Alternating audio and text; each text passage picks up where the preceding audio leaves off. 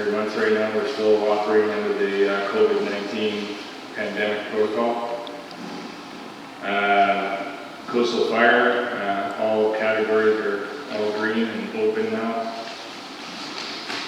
Our fire danger rating is very low. Just speeding through this here. The open burning smoke control regulations obviously are still in effect. That's a permanent thing. The month of September, our training was basically OX was our primary focus. Fanny Bay ran a air brake course. We had a member attend on that. We have a couple of members right now doing recertification for their FR qualification. That's an online thing they can do. But we do have to send 5 guys to a face-to-face course, which is kind of difficult to do right now. They're hard to find with the COVID. But there may be a course being offered in Oyster River in January. Mapping our lock zone training is ongoing. The RFP process has started. The committee has been formed for that, and we're moving forward with that. Both engine 24 and 25 passed their pump tests. And the hydrant adapter kit and the new piston valve for engine 24 have been ordered.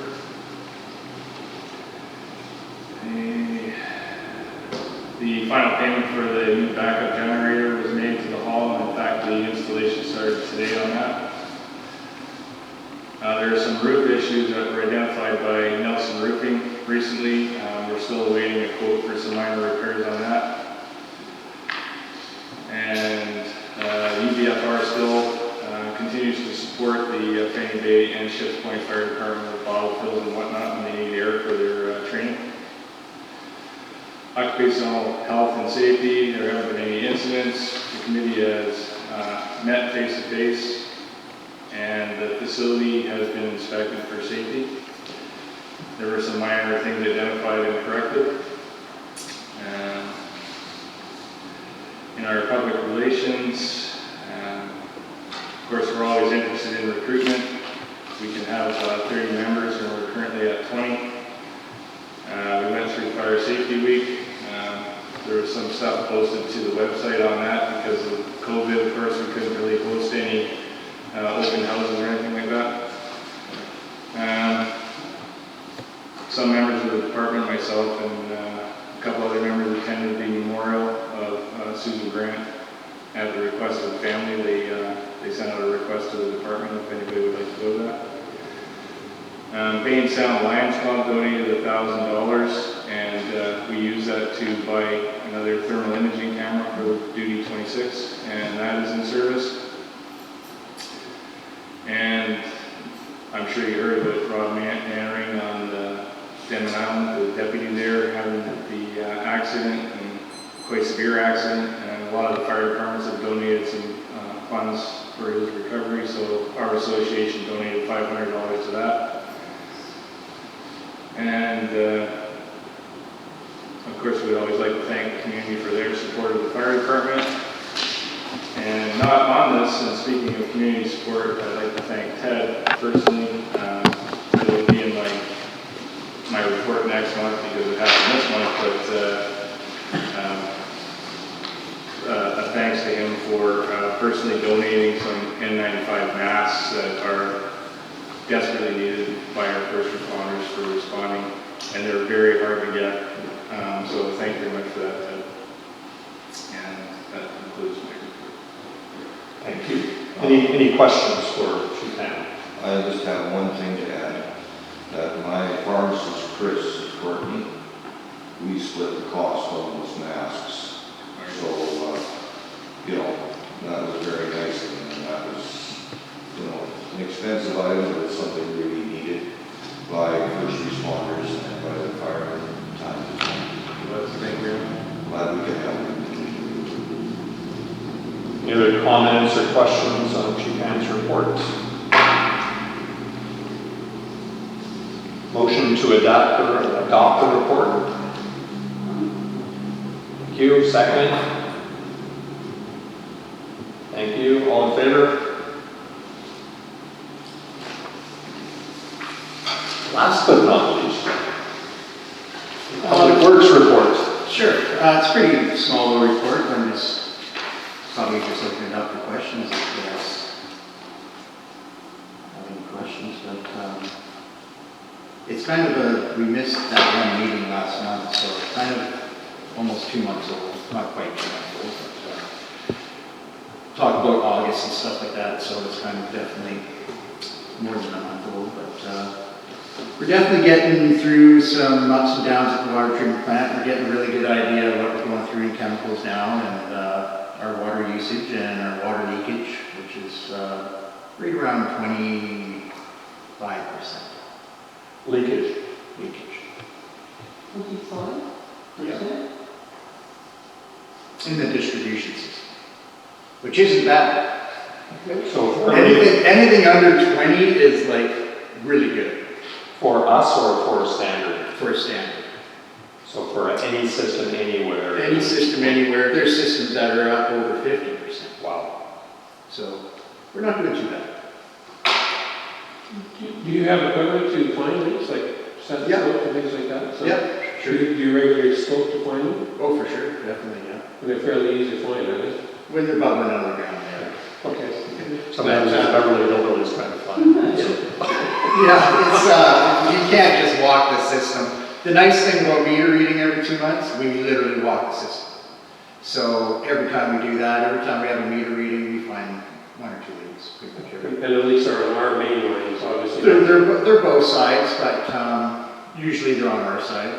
And then when we do the meter reading, then we get to see everybody's bills, and the big ones pop right out at us. So we go check their meters. And so it's really good that we're doing this walking and checking the meters. But other than that, it's until they bubble out of the ground, they're pretty hard to find, right?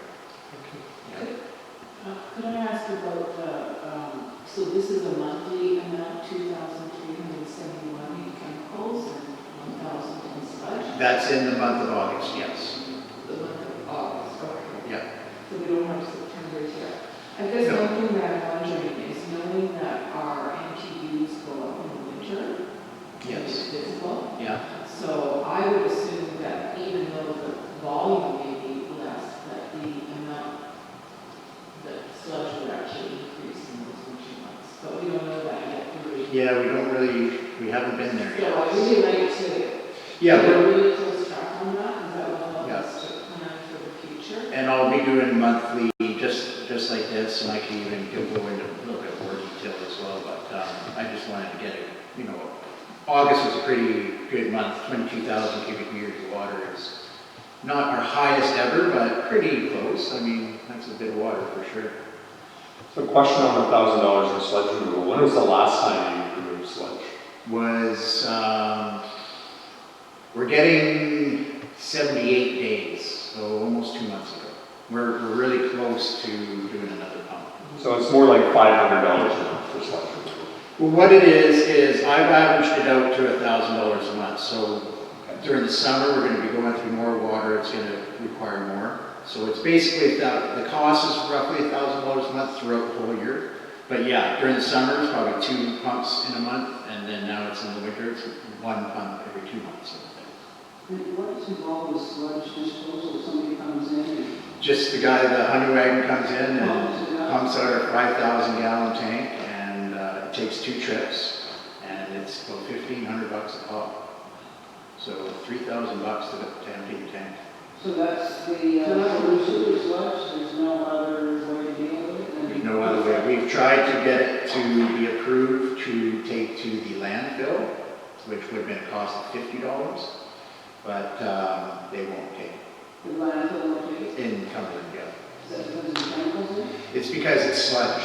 They say they don't take sludge, but I know they do. So they just don't want it. I don't know why, but why make $50 when you can make 3,000? So the disposal is at the sewer, That's- just at the waste processing facility. Now, if we Was were it to usually- go, The city runs it, you mean? the Comox Valley sewage regional Is treatment that plant. the CBRD? Yeah. If we were able to de-water it, which I gave you guys a quote a few months back for a couple $100,000, then we would be able to take it to the landfill. If, what? If we were able to de-water it, turn it into like a powdery Solid? substance, so then, yeah, Do it right ahead. yeah, then we could definitely take it to the landfill. So there's no ponds? We do have ponds, but they're for rinse water only, so it's a much cleaner, really clean water, there's no sludge in it at all. What happens to that water? It just goes into the pond and dissipates into the environment. Yeah. But why do we create? Sorry, let's work through here, because John's been trying to ask a question for a while here, so I would prefer if you just kind of. I've got a few, but I'm kind of curious because I'm sort of going through the same process as Sailor. We put ours in, and I take it the sludge is the skim stuff, all the That's correct. aluminum and all that stuff that we Yeah. bought. Ours goes into the settling pond, Okay. and the overflow then eventually gets into the creek, and it's all been approved. We're now dealing with the sludge because, of course, it's growing in the bottom of the pond, but we have approved for getting rid of that into our septic system, but we're looking at other methods, and I'll mention that to you maybe when we get together and meet. But, so you're actually putting it into a tank, a holding tank then? That's correct. Okay, fine. Can I ask a couple other questions? Take one more, and then Suzanne will come back to you. I'm puzzled about the process. Again, I'm sorry, I'm just curious, that's all. It says that the system was hard hit, the fire department raised the pressure in the system. I understand they're raising the pressure because of hose testing. I'm curious, how often does that happen? And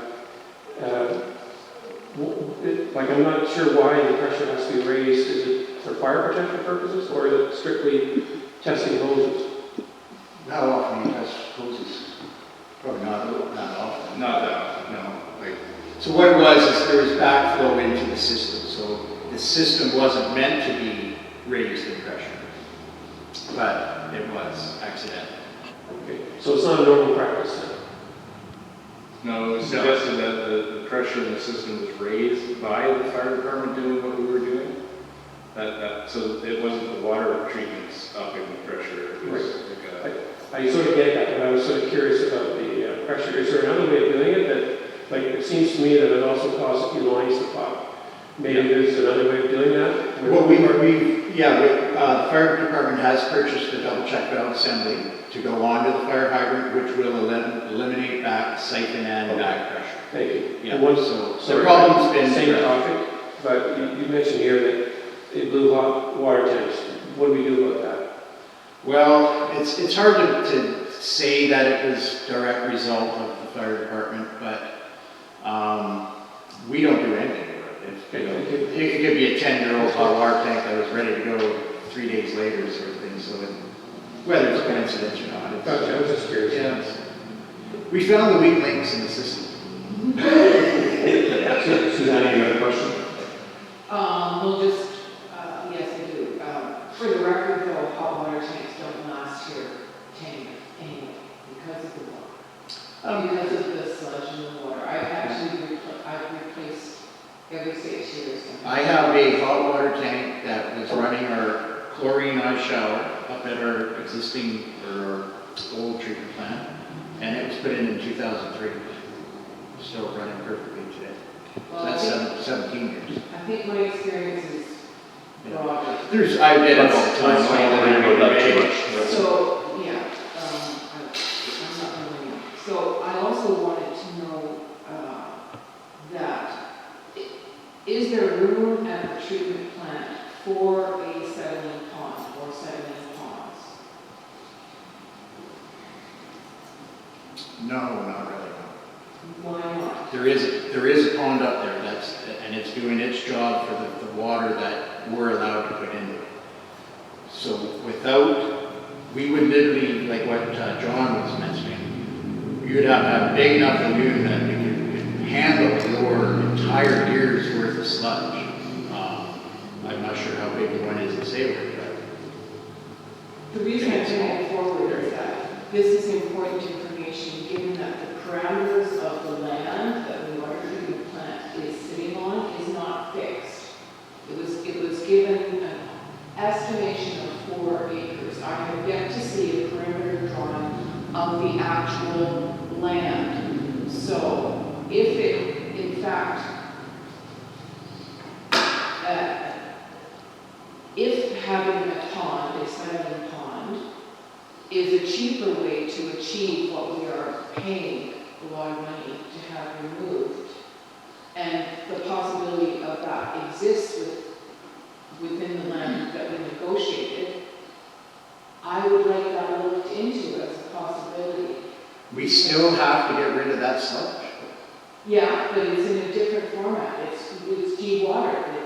Well, no, it's getting rained on every day. It's actually gonna be turned into something very nasty going down your, you can't put that into the environment. It's going into the sewer septic system, right? So it's still being disposed in the sewage system. Yeah. So, It won't be. so I think we're getting into the weeds here.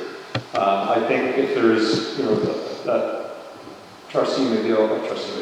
Superintendent McGill is tasked with running the water treatment plant as efficiently as possible and to be our expert with respect to what's happening. So I would perhaps propose that we ask him to keep us apprised of any developments with respect to the disposal of sludge and let him apply his expertise and ask others for guidance and advice in terms of other options that may exist. So that'd be my approach on this one. I just wanted to say one thing. I agree with Ian, but just the one thing is that all of that should have been decided when they designed the water treatment plant and the facility and decided 4 acres was good enough. It was brought up very clearly by, I was there, you were there too, about the need about sludge. And that was why that other land, the top of the hill that was bigger, was mentioned as being really good because it had vast area for settling sludge. We're talking stuff you can't put into the environment. It's gonna, even with the lagoon, you're gonna have to take that stuff out of there. Yeah. No matter what. Yeah. So let's The not best way continue to to get rid get of it this. is dewatering it and bringing it to the land. Let's leave this for now unless there's a motion that needs to be put on the floor. Okay, also in front of you is a metering report. And basically what that's about is our meters are 15 years old. Most of them are working just fine, but we're getting a few that aren't working, which is normal. And right now, we can stick with the same technology that we have, which is basically reading the meter by hand, going to each individual houses. There's new meters now that detect backflow, all the advantages there in front of you, but they also use an LTE cellular endpoint. So we would be able to read them every day. The customer would be able to see their usage every day. The customer would also be able to see if they had a leak on the line. It would actually call and notify the customer if there was a potential leak on the line. So there's some great advantages. What I'm having a problem with is, do we want to go towards the new technology or just stick in the 20-year-old stuff? So basically what I have in front of you is a price. Obviously there's software and training and whatnot that goes with it, which is around $7,900. And then I included 100 endpoints, and that's literally just cutting the wire, putting this cellular endpoint on the existing meters that are working just fine. Any meter that isn't working, we would upgrade to the new digital type meter, which is $189 plus $176 for the LTE endpoint. And then we're, in the year 2020. It's going to save on, costs like driving around and reading meters by hand. Backflow protection, and especially the leaks. So right now we issue leak allowances, which are sometimes $500, $600, $700 worth of water. We're giving that away for free. So this would eliminate that 100%. basically how it works, I've already done a trial period at my house and on the BC Ferries line. And if there's any water flowing at all, a consistent flow, even if it's a toilet just barely turning, the new meters will pick that up. And that morning, I'll get in my office a list of however many homes that have that leak, and we can call them up on the phone, or they'll get a text right on their app saying, hey, you got a leak. And we won't have to give those leak allowances anymore. I bet you in the course of a year, we're talking a few $1,000 at And we're least. also, because we have a number of meters that aren't working, how many? Probably 10 right off the Easily bat. 10. Any overconsumption, we're losing out on that revenue. So let me just, John's had his hand up, just like, So just clarify, how much are each meter? To go to the brand new digital type meter, full flow meters are $189. That's cheap. It's not bad. And the rest of this is basically just set up. Okay, the 100 endpoints, what are they again? The endpoints go right onto the lid of your meter box. So right now you got the meter and a little tail that goes up to what we by hand read. That gets eliminated and we never have to go to that house again. In the budget? Pardon me? Is this in the budget? I don't think it isn't, this is a capital expenditure. This is Okay, Yeah. but there is a budget for capital expenditures. Well, we have a fund for capital expenditures, and we would need to see a proposal or spending bylaw brought forward that says, should we do this, right? To me, this might be one of those things, either if you're ready to make a proposal, do that, or if you need, like you said, should we go to the new meter, should we stay here? Is there a decision that is uncertain, or are you quite certain of this decision? Like you could give us that business case that says, A, I've got to replace it anyways. B, I'm going to eliminate the C, we'll get more revenue. D, we'll save staff costs because we don't have to go read meters. Like, so it sounds to me like there may be a business case already there to bring forward a program of replacing our meters with smart meters. Yeah.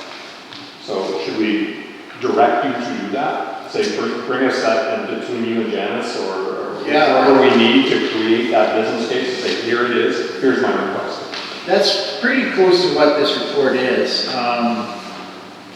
Basically, right now, I can't, the new digital meters do not work with our current system by reading it by hand. So I can't even buy those ones if that's the way we're gonna go. We have to stick with the old technology. So basically, if we want to go forward or go ahead from here on out, we have to get into this program. So I think you sound like you're at a point where you want to propose this. You want to do this, right? So then we need to bring it forward with enough information for the board to be able to say, that makes sense financially. Okay, I can do that. Trustee Harold. I have a question on these meters, these LTE cellular meters. Software program, how long is this program going to last before there's any changes? We're going through a similar situation, not with meters, but with cameras and equipment, where we're almost told that we have to put in a whole new system because they won't back the recording equipment anymore. So my feeling is on this, it's a great idea, it's going to save money, there's no doubt, but is this system going to go for so many years now, all of a sudden you've got to make a total upgrade? I don't think so. Honestly, it's, they had radio read, like, so we were very quick to start when we did our metering program in 2004. We were literally one of the first communities that were doing that. Wow. That was touch read meters. So then they came out with radio reads, which you actually drove around. You still had to get in the truck and drive, and it would pick them up radio-wise. So the cellular, I can't see that going anywhere. I think it's going to be available for I want to try to really cut long off time. on this, just to try to. So we've talked about Superintendent Gill bringing us back a business case. Trustee Harrelson's question around sort of lifespan, I think, is a part of that. Yeah. That says, the business case should say this thing pays off within 5 years or something like that, or 4 years, and that's well within the bounds of the technology's lifespan, all those kinds of things, right? Like that would be an appropriate thing to bring to us. And if it's coming in that form of please approve the expenditure and I want to get going with the program, and it's project plan, right? Yeah, and we're following suit. Regional district's already, all of Black Creek is on this way, and so. Great, we look forward to that. It's, Just a quick comment, if the regional district's doing it, it must integrate with Baylor, right? So Pardon me? it must integrate with Baylor, so I. Yes. I think that's an issue. Yeah. Okay, any other questions on the report or the metering? Comments? What's the cost of to replace the existing meters? Yeah, so basically, the way I would want to do it is, obviously, I'm not going to take a meter out of the ground that's working perfectly fine. So what we would do is we would take, if we bought 100 endpoints, we'd take them and put them in all the spots that are problem areas or hard to get at, or, basically. I'm going to suggest we cut this one off. Actually, that was not my question. My question is, how much do the existing meters that we use now cost? This is still a business case About question. $170, almost the same The price. same price. Yeah. Thank you. Yeah. Thank you. No, that wasn't my question. Okay, so motion to adopt the public works report.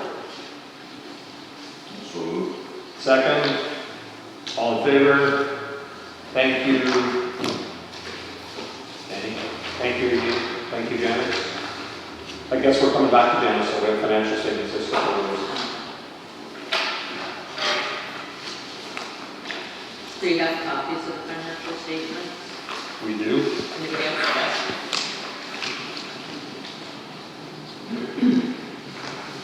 I would suggest we don't go through them in detail, but we just highlight where we're at. And to me, the important thing for us to understand is the comparison versus budget. I included an income statement showing actual to budget. I've had a bit of a challenge tying in the budget to the actual line per line. So the totals are accurate. What they're allocated to best, is my best guess, towards the actual GL account number. So if we get to the total revenues level and the total expenditures level, there wouldn't be a budget matching issue, would there? no. So it's more about if we match revenues to budget between public works and fire and that sort of thing. Yeah, and admin, we were pulling more out for admin that these guys didn't have any control over in their budget, so. So if you look at the actual revenue, the actual total is, $1,030,79, or $79.15. What we're budgeted at this point is $1,025,000. So we're on target, We're on target, yeah. almost exactly on target. Over. Good. What I found instructive was on the expenses side. Yeah, we're definitely over on the expenses side. Under the expenses side. Pardon? Under. Significantly under. We're at 805,000 or 804,600. Loss. Yeah. And our period budget was Yeah, we're under by 868,000. 64. It's just 60,000 under. Yeah.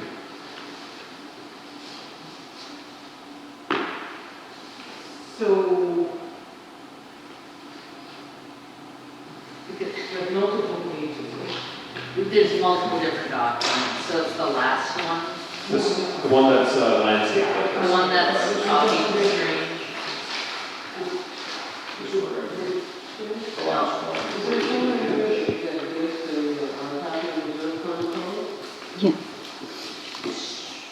Yeah, it should be on the income statement, or the balance sheet, which would be the first one.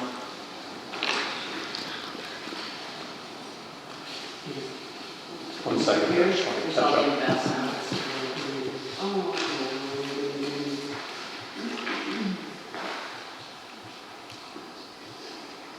So was there a question or I just wanted to know where it was? Okay.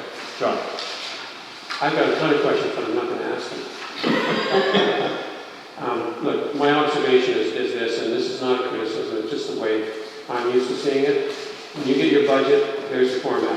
When you get your financial statement, there's the budget, the same format you're used to, and there's the expenditures in the same format. And I guess what I'm curious about is, I'm having a real hard time following this. It may be normal, but I'm having a hard time following it.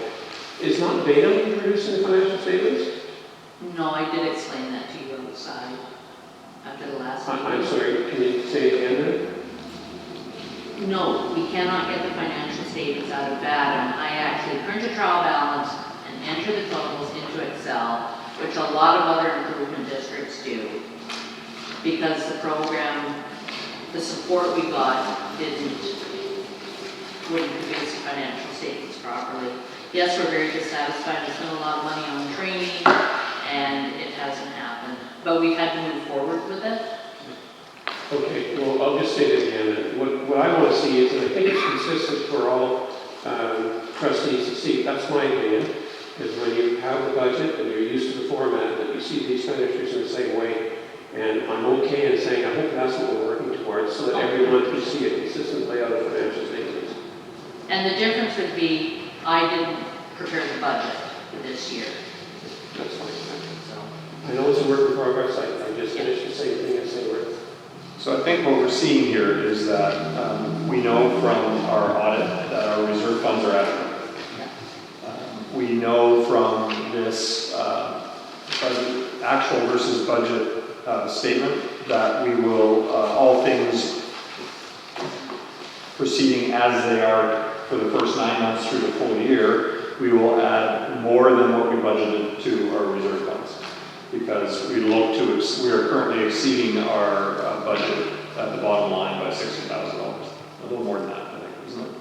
$60,000 or so. So, we had planned to add $208,000 to the reserve fund, and if we keep going at this rate, we'd add $60,000+ more to it. So that's good news. and the income and expense numbers are accurate. They're reconciled and they are accurate. So, the presentation may be a little hard to follow. So what might It's vary almost is expenses. overly simplified. What might vary is expenses because tolls and revenues will drop a little bit from water usage as well, but the budget should reflect that.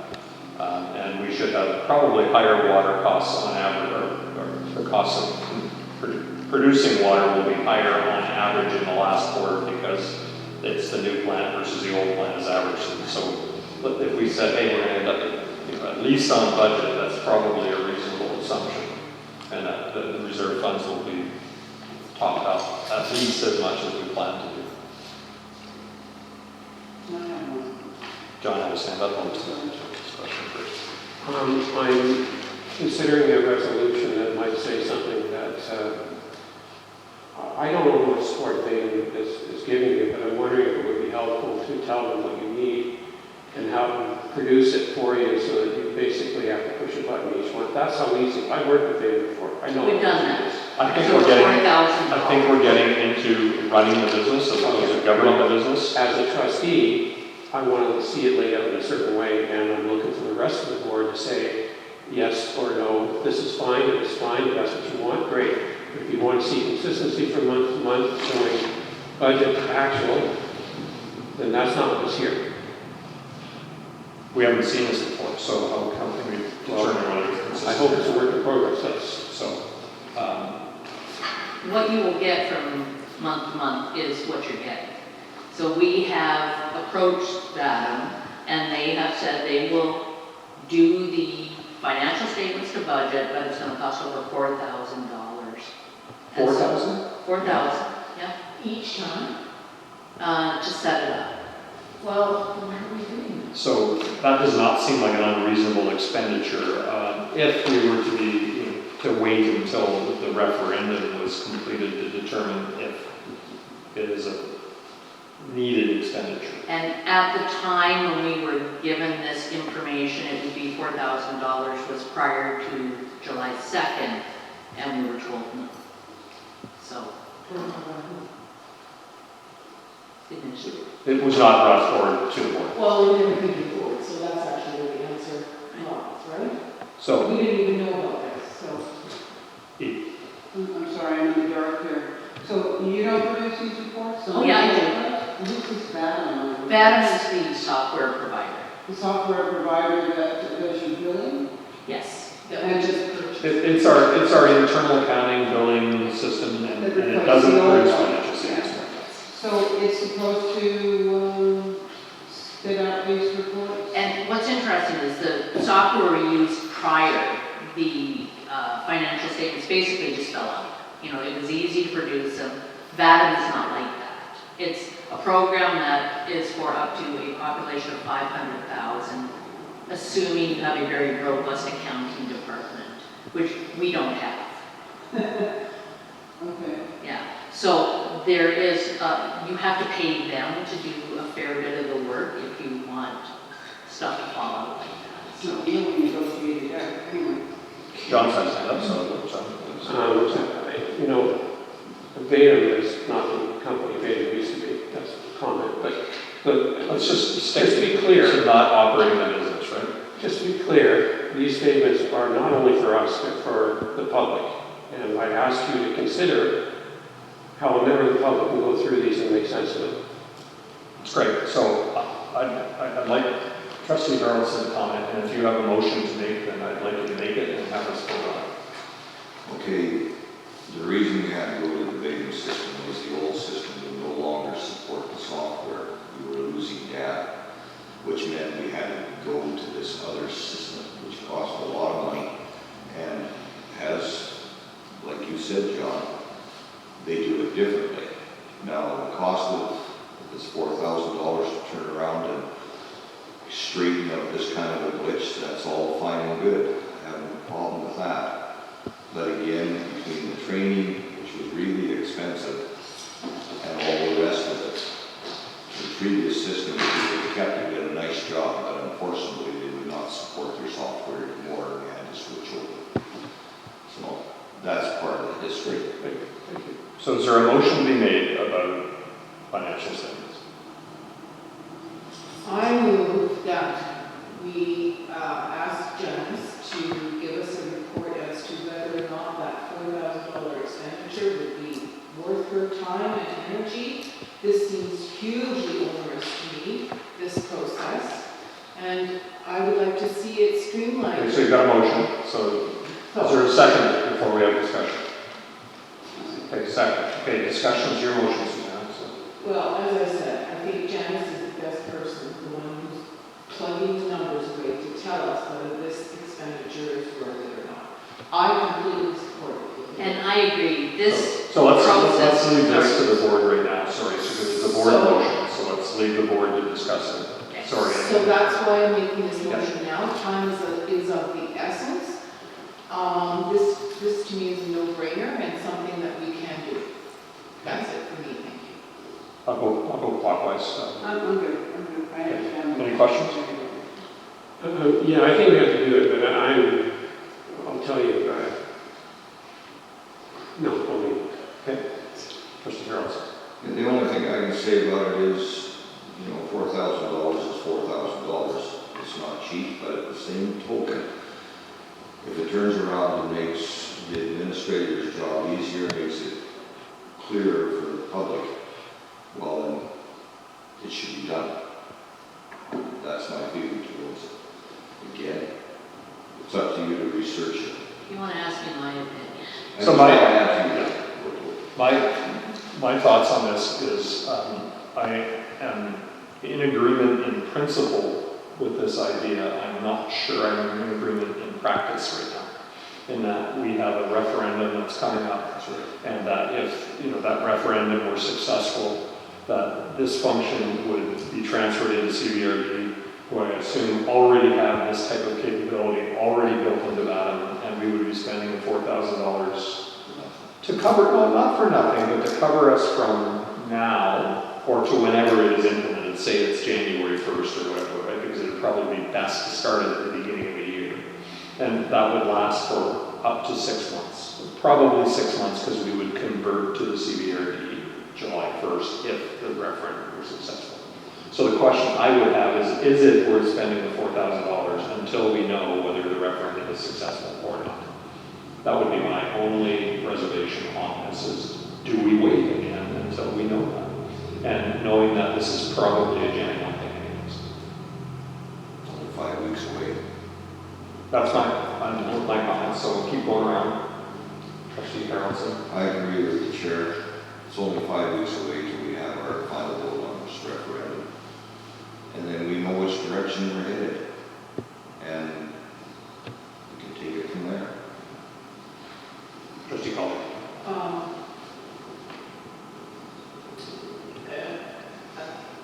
Let's say we passed it right now. Would it be until January that that would get put in place? Okay. They can do it.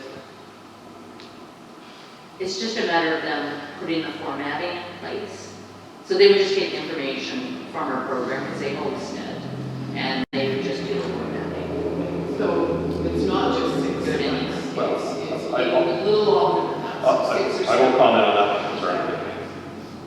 So that's it for me, thank you. Trustee Goodrow, any more comments?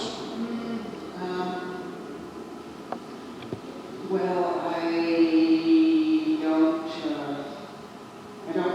even if they prepared, if you found out what we get for $1,000, if you ask them to show you what they could do for $4,000, how much time would that take you? They would just do it. They would do it, and it wouldn't cost us anything, and we know whether we wanted to pay $4,000. They'll give us a quote. Pardon me? They'll give us a quote. They'll give you a quote, but they'll give you an example of what they can do for us for the $4,000?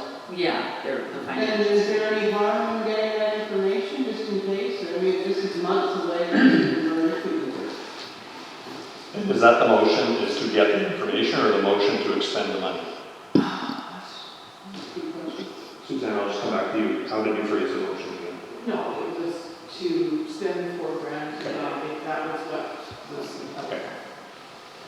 Trustee France, other comments?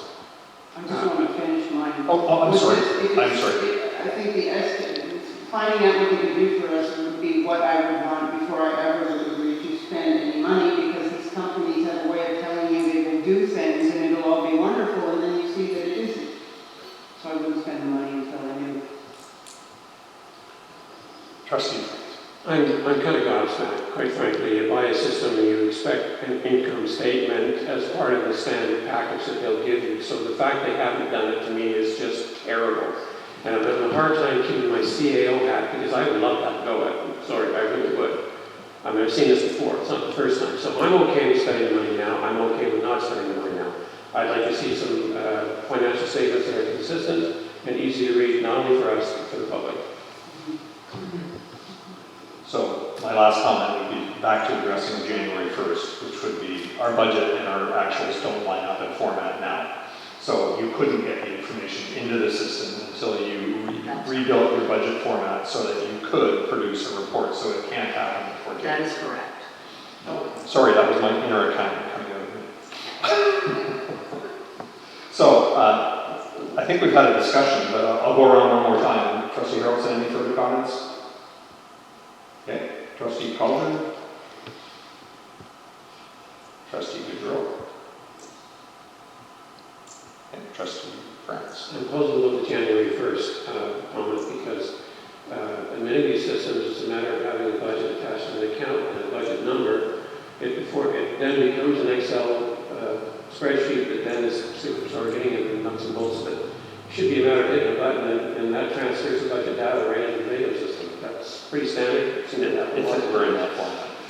So, If you look at the budget to actuals, the way the budget is laid out is our budget. So it doesn't tie in line item to line item. So- This year, for 2021's budget, we would create it line item to line item.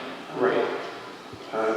So I just finished doing this and say, Rick, all I had was an account code and a budget item off of We're in the weeds. spreadsheet. We're in the weeds. Yeah, and it Our administrator has advised us, let her do her job, is my view in this one.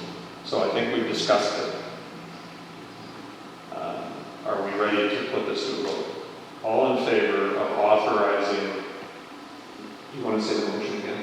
Susanna, how do you phrase it? Move to authorize the expenditure of $4,000 to provide financial statements via document. Okay, And that's been seconded, so all in favor? All opposed?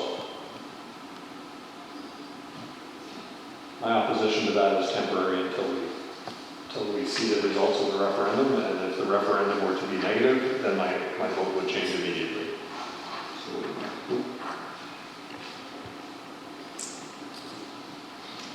Okay, so I have one further question on budget and actuals, which we discussed today, which is when do we see the budget for 2021 and the tolls bylaws that would be required, tolls and parcel tax bylaws?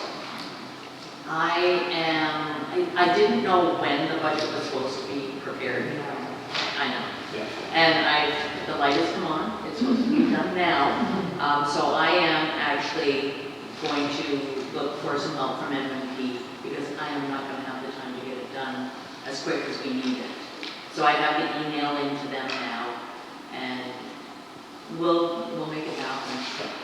And so, we'd be looking optimistically towards November or realistically towards November to be able to see that budget, like our November cycle, like say November board meeting. Not the November cap. So, but the November board meeting, that might be realistic to see a budget Yeah. and the tolls bylaws that come with it. Yeah. Okay. Well, we'll hold you that, but if we can shoot for that. That's the one that keeps me up at night. Okay, that was my last question.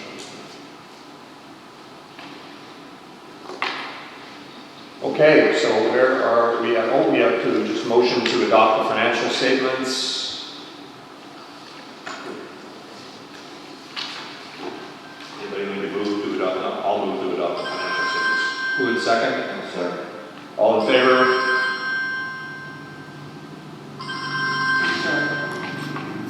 Okay. That concludes the report section. So now we can get on to our agenda, our new business. RBC water treatment plant loan, suggested motion to approve converting the RBC construction loan for the water plant to a 2-year fixed loan at 1.53%, pending the acting administrator's recommendation, which we now have. So that is the motion on the floor. Do I have a seconder? So discussion, and perhaps what the appropriate place to start here would be to ask our administrator to go over her recommendation with us, and then we can direct questions to her before we have a debate amongst the trustees. So Janice, perhaps you can just tell us where you ended up. Why I ended up there? I included an email from Robert from the RBC, and he answered the questions that were asked at the COW. So basically, with the information that he gave me, 2 years seemed like a good idea. Ian also printed off an amortization schedule when you're looking at 20 versus 25 years. We can share that. The question I had around that, and I would probably direct this towards trustees Harrelson and Collier because they were involved in the water treatment plant budgeting process. The information or the number I continue to hear about what was budgeted for was 3.5% interest. Is that correct? Yes. Or is that just No, that was okay. So I'll turn it back to Janice again. So when you look at the budget item for water treatment plant loan payments and charges, it worked out to $209,129 divided by 12. That's $17,427.42 a month. That was the budget at 3.5%. I assume so. That's what the budget number is. Oh, okay. So however you got to And how does that compare to that amortization schedule? interest. So at 3.5% over 25 years, the payment would be $17,521.8. So really close. Super close. Yeah. So if you share those numbers for based on our interest rate of 1.53% and the 20 and 25-year amortization. Yeah, so Option 2 was a 20-year loan based at 1.54%. Okay. So I missed The that. monthly payment, $16,953.55. So And below, right, below Yeah. the budget. And then option 3 was 1.54% over 25 years, $14,063.65. Maybe we could just circulate that around and let people have a look at the numbers there, and then we'll start our discussions. Let's just pass this around first. Just a point of clarification, I thought we were really talking about a 2-year loan. We are talking about a 2-year loan, a 2-year contract. What we're now talking about is the amortization period, Right. right? So you can lock in for 1 year, 2 year, 10 years. But just like our home mortgage is it over 20 years or over 25 years? And when do you renew your mortgage? That's kind of what we're talking And I'm about. sorry, I thought we were just doing a place mark, let it sit for 2 years, and then if it goes by conversion, then the regional district can take care of it. So why do we care if it's 20 or 25 years right now? Because it affects our payment. I get that, but we're not. And you're the one that raised the 20 versus Yes, 25. I understand that. And I had a second thought about what we're talking about. I thought we were talking about was simply a place marker with no principal payment, simply paying interest. No, we were talking about converting this into a fixed term loan.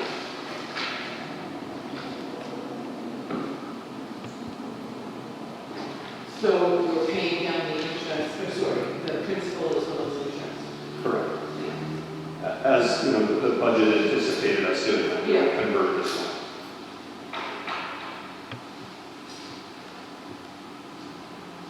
So these are actual mortgage rates. This is an estimate that I printed out of an Excel calculator.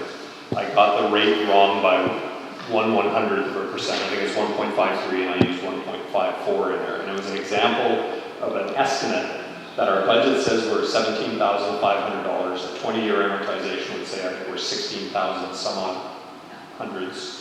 And a 25-year amortization is 14,000 some odd hundreds in terms of monthly payments. And that is probably what we use to affect our water bills. So when I talked to Rob at RBC yesterday, the 2-year rate is 1.54%. So exactly that percentage rate over there. There is a number at the bottom there that will tell you total interest for a 20, on column 2 and column 3. Total interest paid on a 20-year, total interest paid on a 25-year. I forget exactly what the difference was, but it was hundreds of thousands of dollars.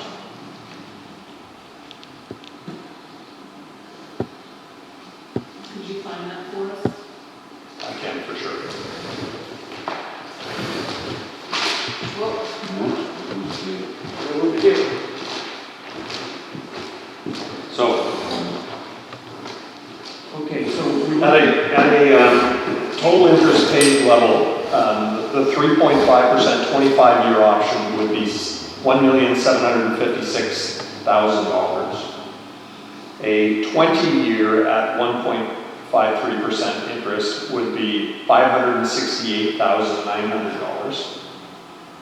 And a 25-year at 1.53% would be $719,100. So the difference there is about $150,000 between a 20 and a 25-year amortization. Both of them are substantially less than what we budgeted.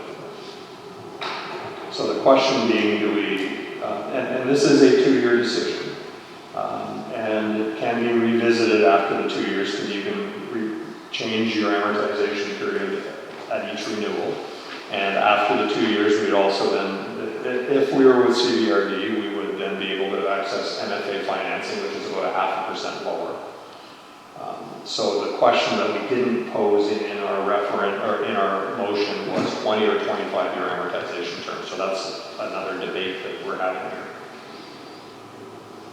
So we should probably propose an amendment to the motion that adds a term. Does anybody have a preference as to what to add? I'm sorry, I'm still a little confused. If we sign a 20-year, we're stuck with 20-year. No, we're signing a 2-year mortgage contract. We're committed to make payments for 2 years. At the end of that 2 years, you will have an outstanding balance on that mortgage. That mortgage can then be financed again. You either renew with Royal Bank or you renew or transfer to MFA. And you would, at that point in time, continue for 18 more years, or you continue for 23 more years. You can change the term at that time too, right? Okay, that's not what this says. This doesn't say anything about that. The motion? No, what I'm saying is that usually on a mortgage, housing mortgage, you can't get out of it until the end of your term. At the end of your contract, Right. which is 2 years. Okay, so again, the contract will say 20 years, but we can end it at 2 years. No, the contract will say you have a 20-year amortization period with a 2-year commitment to pay. Okay, if that's what it says, I'm okay with that. That's the way mortgages work.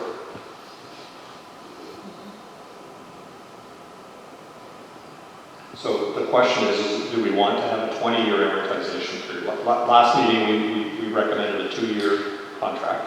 And the question we didn't answer was 20 or 25-year amortization. Let me put little asterisks beside the lines that say, here's the interest to be paid, and here are the payments, the monthly payments. Those are the differences. This is budget. I will write on the top. 20 Are we vote on this? Is that what we're doing? Yes, because we will place the mortgage rate. So I will walk past everybody so you can see what we're talking, right? Budget is what is the 3.5% at 25 years. This is a 20-year amortization at the new interest rate. This is a 25-year amortization at the new interest rate.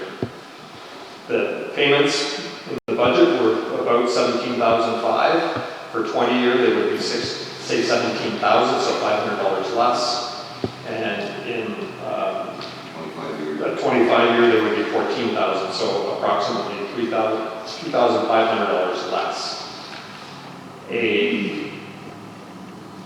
We budgeted to pay a total of about $1.75 million of interest. A 20-year amortization at current rates would have us pay $569,000 of interest, and a 25-year amortization would have us pay $719,000 of interest. And I'm ready to vote. Okay, you got it. Those are the lines you want to look at, and there's some heads.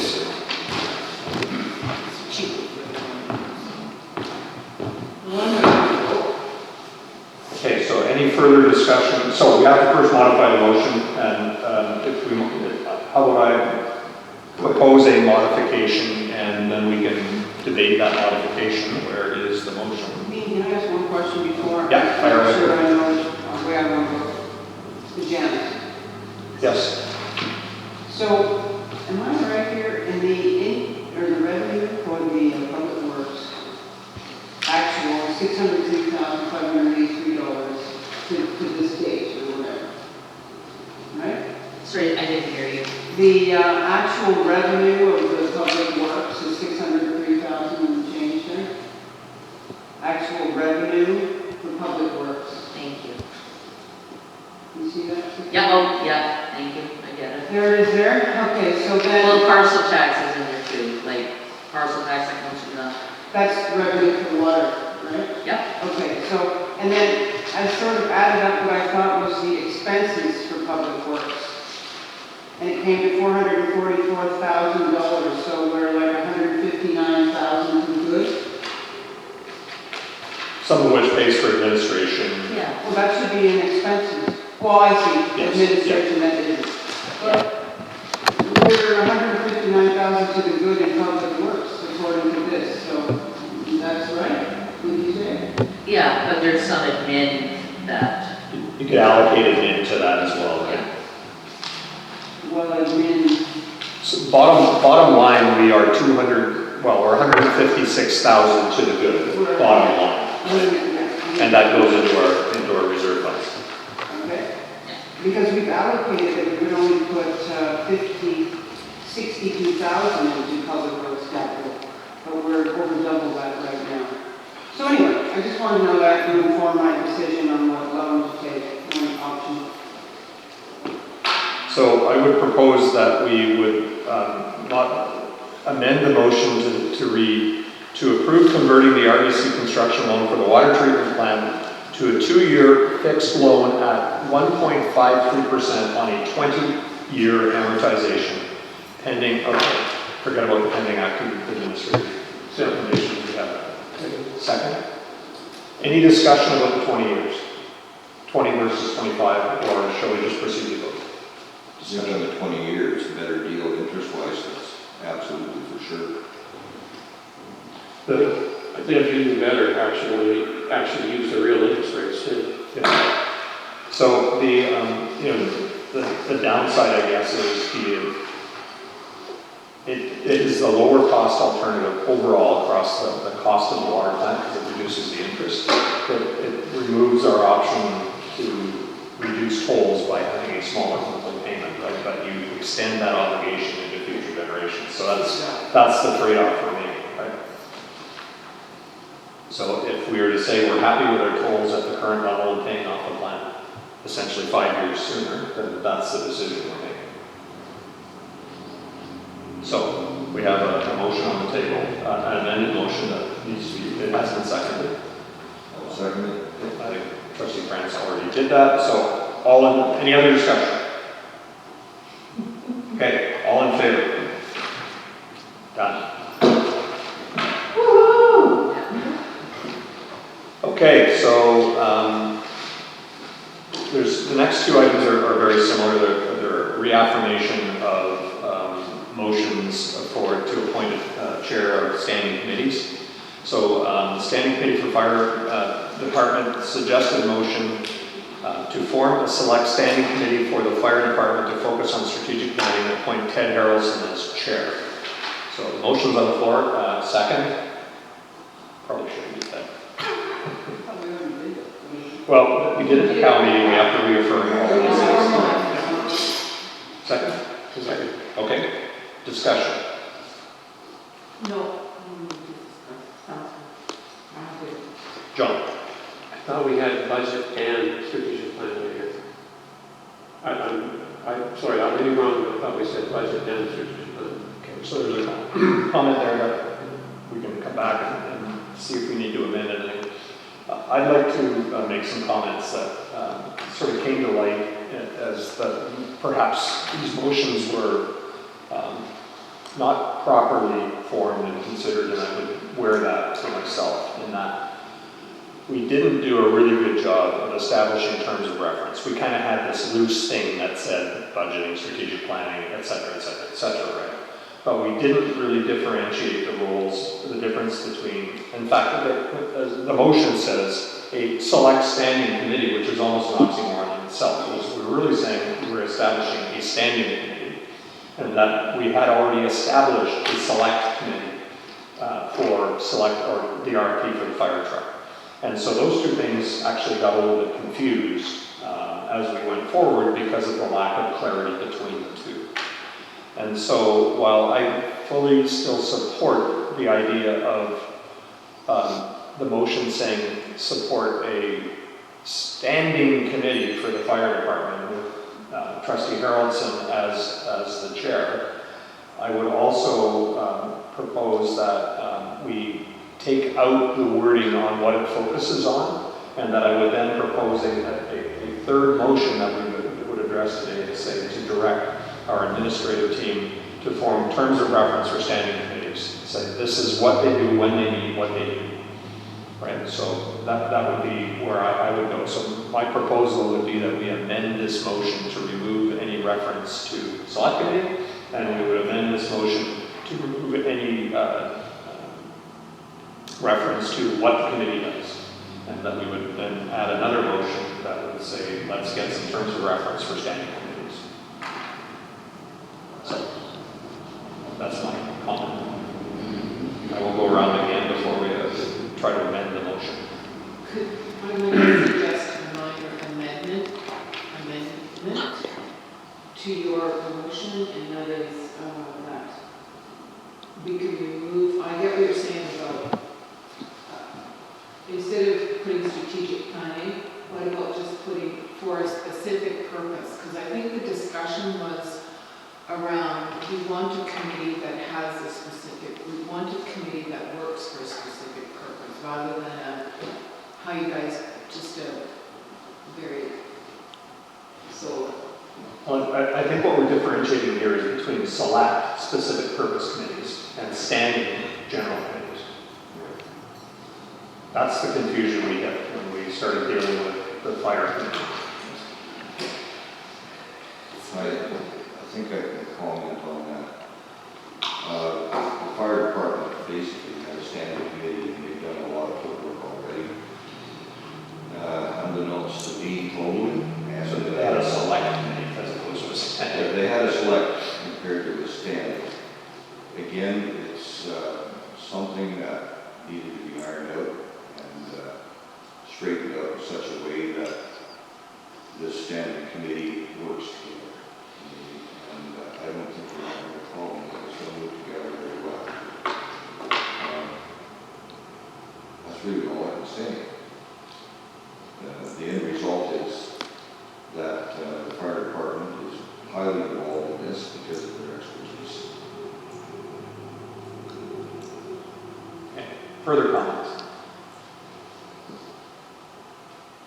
Just looking at in the circle coming around you, nobody else wants to say, John, over to you. Yeah, I support your comment. I think basically form the standing committee and then have staff come back with terms of reference maybe in, I don't know, December, January. Okay. They should be available online. I think they should be able to do all that stuff to see what, committees are made up of. It's not a big issue. But yeah, I think having agreed terms of reference, everybody understands what they're about. So everybody understands what they're about. I think that's a good thing. All right, so modified motion then is suggested, or the motion is to form a standing committee for the fire department and appoint Ken Harrison as chair. Second. Second. All in favor?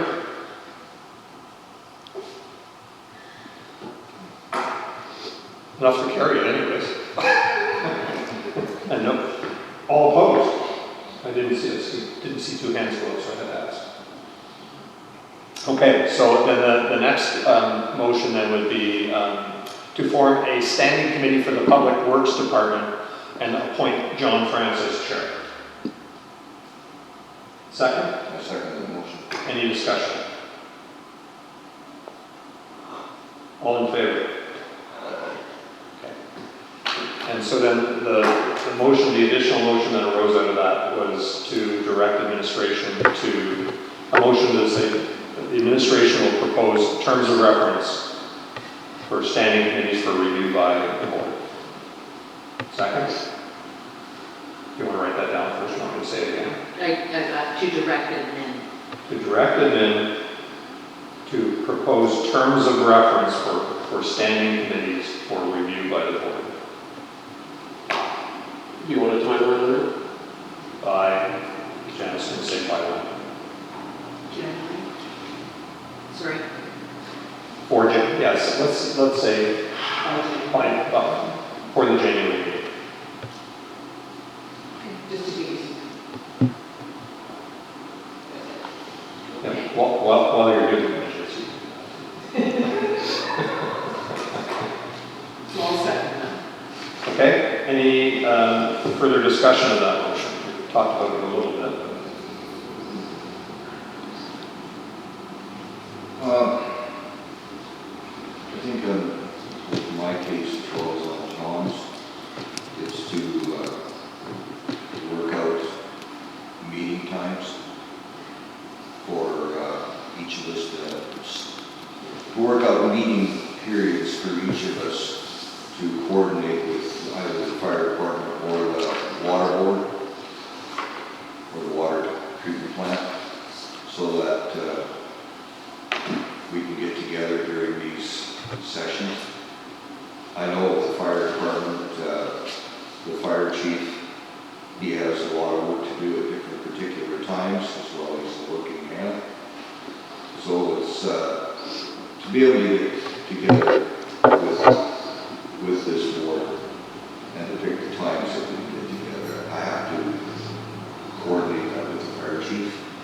sure you're gonna have to coordinate this with Dan.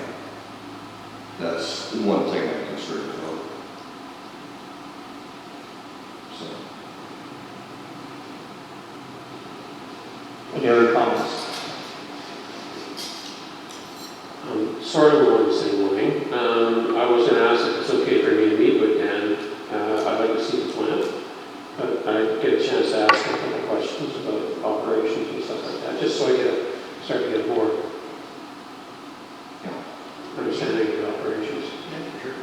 And so you and I, is that okay? You and I get together? Well, what it says, don't do any committee work, just do your background work. Okay, fair enough. Okay. Okay, so all in favor? Done, okay. Next agenda item is auditor 2020 auditor appointment. Suggested motion to appoint MNP Myers Norris Penny LLP as auditors for the 2020 year. Motion's on the floor, seconder. Who seconds? I'll second that. Any further discussion? I know we talked about this in the past. Yeah, we talked about looking into additional accounting or getting some quotes from some other, from other accountants. However, that doesn't be part of this motion, does it? Because I remember we discussed that. It could be, or it could be a separate motion. Let's simplify it. Let's have this, because this is almost like letter patent kind of stuff, so we should just keep it pretty clear. I think. I'm fine with this. If we find out next month that we're not going to be converting, then it makes sense to ask for a tender. Okay. Yeah. Any other comments on this? Okay. All in favor? Okay, so last one, I guess we made a motion on it, so we should make it again.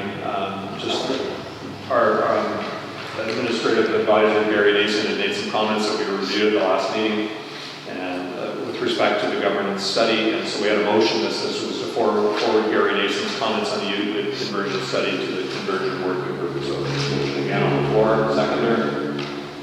We already did that. Again, it's a cow meeting thing, right? So we have to do it again.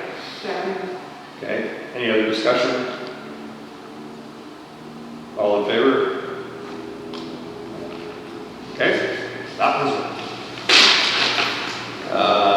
conversion referendum question. Again, this is something we decided at the Cal that we have to convert again here. Suggested motion to approve the following as the referendum question. Are you in favor of dissolving the Union Bay Improvement District and converting to Comox Valley Regional District local service areas? Second, okay, discussion, any further discussion? This looks different than what the question is in the Q&A or in the documents produced by urban systems. I think it would depend on which version of what document you were looking at, right? I was looking at the most recent one, and I thought that the question that's in there has the, why it sticks out is it has the converting. It might say assets and Yeah, it liabilities. does, yeah, it says assets and liabilities. That's what we originally proposed in our inaugural meeting, and it was pending review by Catherine Lee of the ministry, and Catherine Lee came back and suggested this. And so we re-voted on it in our CAL meeting to say we want to shorten the question to remove To those this. things. So we need to make sure it gets corrected in the. I believe it has been already, but they have that question. Okay. And what's really important is that's what goes to Peter It's on the Crawford to get Yeah, on. okay. Yeah, it's been printed, That's, or it's in line. yeah, that's all I was concerned with. Scared me for a second. Any other discussion on this?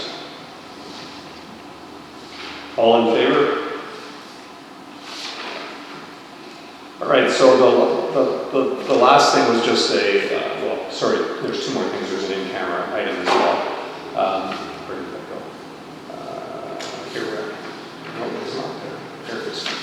So So we have a correspondence. A motion we made a long time ago, or a few months ago, was for me to write to the Ministry of Municipal Affairs and Housing and ask two questions, one of which was about the return of water licenses to Union Bay and the Denton Corporation. The other was, would we have access to MFA financing for the water plant in the event of conversion? And so I'd like to read this letter for the record, and then that we move to adopt and publish this on the governance page for clarity to all landowners. This letter is addressed to Ian Rowe, Chair of the Union Bay Improvement District. Dear Ian, thank you for your email of September 20th seeking clarity about some of the longer-term implications of converting the Union Bay water service to a service of the Comox Valley Regional District, CVRD. When an improvement district is converted to one or more regional district services, the assets and liabilities of the improvement district are transferred to the regional district. Typically, infrastructure and other hard assets, for example, equipment, are designated for use in the specific service area related to the former improvement district, as well as any financial reserves that are tied to the new service. Obligations transferred to the regional district, including liabilities of the improvement district, may be shared by the region as a whole. For example, former improvement district staff working at the regional district I'm sorry, that sentence again, just to be clear. Obligations transferred to the regional district, including liabilities of the improvement district, may be shared by the region as a whole. For example, former improvement district staff working at the regional district, so that was the example in there. Or may be considered a service-specific obligation that continues to be connected to the service area, such as debt repayment. Were the community of Union Bay to incorporate as a municipality at some future date, all local services along with the related assets and liabilities would similarly be transferred from the regional district to the new municipality. This would include water licenses used to draw water supply and any water licenses or capital reserve funds that are accounted for in the capital plans for that water service. I understand that CVRD met with the Union Bay Improvement District, UBID, to gain a better appreciation of UBID's plans for servicing future development. A discussion about the planned uses for the water licenses held by UBID might also be helpful to clarify the longer-term association of water licenses with the service. With respect to existing debt for construction of the water treatment plant, it is likely that the CVRD will be able to convert the improvement district borrowing into long-term debt from the Municipal Finance Authority once the improvement district is dissolved and the regional district service is formed. The long-term debt would be used to repay the borrowing by the improvement district from the financial institution. If you have further questions about this, please contact the Ministry's Financial Officer for the Comox Valley Region, Josh Craig. Josh can be reached at contact information. Okay, so that is the letter to the, any discussion about it. I think, that there is a motion to adopt it and publish it. So any questions, thoughts? So motion to adopt? Second. All in favor? Adopt and publish, I should say. Okay, that ends the public portion of the meeting, and we have one reasonably short in-camera item that we should probably turn off the camera and